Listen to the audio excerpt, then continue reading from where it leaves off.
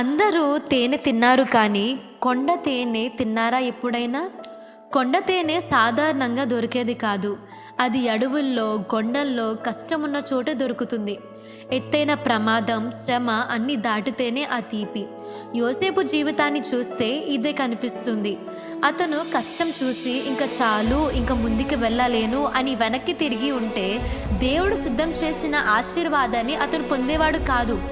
కానీ యోసేపు కష్టమనే కొండను, శోధన రాళ్ళను చూసి వెనక్కి తగ్గలేదు.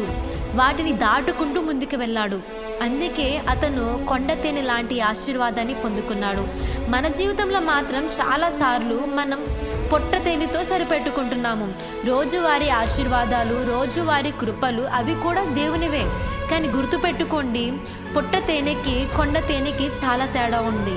పుట్ట తేనె దేవుడు ప్రతిరోజు ఇచ్చే సాధారణ కృప. కొండ తేనె దేవునితో లోతుగా నడిచిన తర్వాత కష్టం దాటాక వచ్చే గొప్ప ఆశీర్వాదం.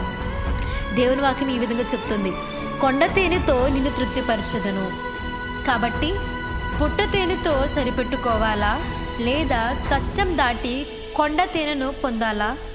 అది మీ నిర్ణయం. ఆమేన్.